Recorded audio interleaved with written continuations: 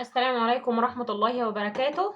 معاكم يا حبايبي النهاردة من قناة حبيبة هنقدم لكم هنعمل معاكم فاهيتة الفراخ.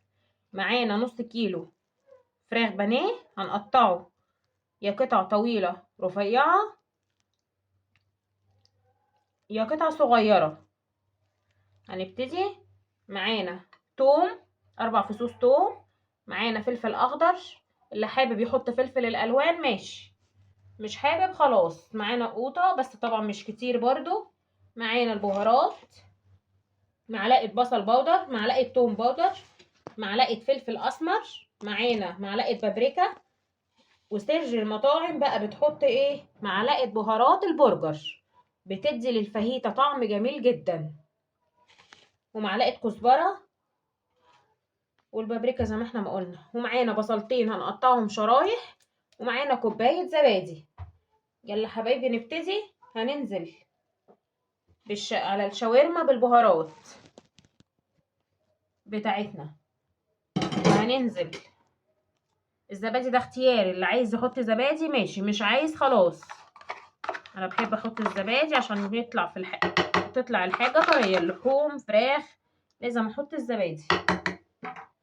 وهنقطع طبعا البصل طرنشات.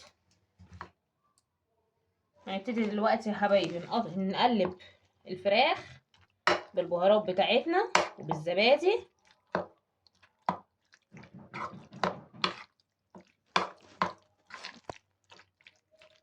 وهنسيبها بقى في التلاجة ساعة بالتتبيلة بتاعتها،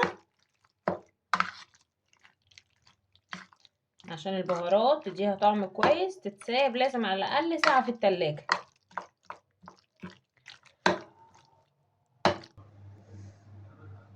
اهو يا حبايبي، طبعا طلعنا الفراخ بتاعتنا بعد ساعة، وقطعنا القوطة قطع صغيرة، وطبعا قطعنا البصل طرنشات، وهرسنا ال4 فصوص توم بتوعنا، وقطعنا الفلفل.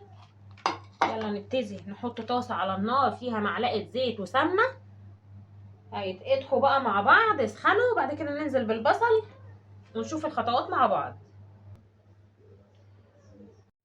اهو يا حبايبي حطينا طاسة على النار فيها معلقة سمنة وزيت. هننزل بالبصل،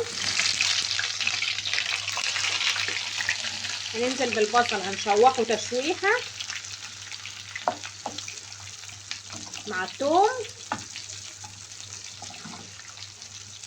يا دوبك بس يتشوح يا حبايبي، اللي هو يدبل شويه كده عشان مش عايزاه يتهري على النار. وهنشيله وانزل بالفراخ بتاعتنا تاخد الصدمه، وبعد كده ايه ننزل عليها بالخضار بتاعنا اللي هو الطماطم والفلفل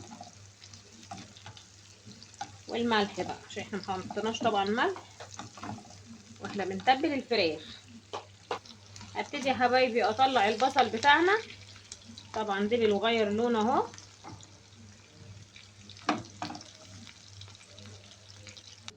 يلا هنبتدي ننزل بالفراخ بتاعتنا.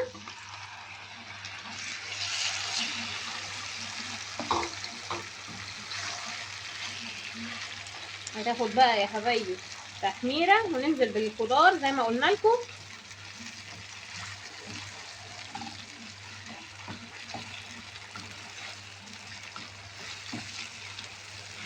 هتتحمر ونرجع مع بعض نشوف ايه الخطوه اللي بعد كده. هننزل دلوقتي بمعلقه ملح صغيره. طبعا احنا معليين النار عشان مش عايزين الفراخ تنزل ميه خالص، عايزينها تتعمل على السخن كده، على العالي، النار العاليه، عشان الميه بتاعتها ما تنزلش، تتحمر بدون ميه ما تنزل منها. اهو يا حبايبي هنبتدي ننزل بالفلفل بتاعنا وندي تقليبه، عشان انا مش عايزاه يطرى في الفاهيتا بتاعتنا، انا عايزاه ياخد تقليبه.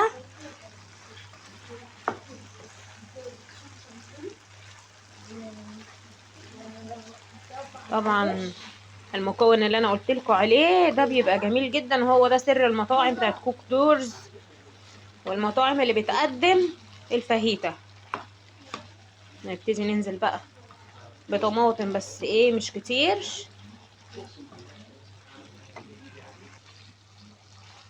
هننزل بقى بالطماطم بتاعتنا بس طبعا ايه مش هنكتر.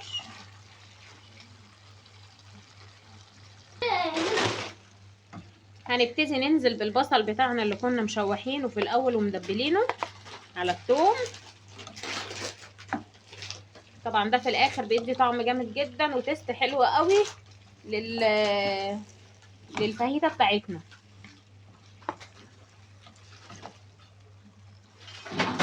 طبعا هنغرف الاكل بقى بعد ما نسيبها 5 دقايق كده على النار. نغرف الاكل ونوريكم الشكل النهائي. وبكده حبايبي غرفنا الاكل، ويا سلام على الريحه والطعم بتاع الفاهيتا. يا رب تجربوا وصفتنا النهارده وتعجبكم. اتمنى ما تنسوناش في الشير واللايك والسبسكرايب. السلام عليكم ورحمه الله وبركاته.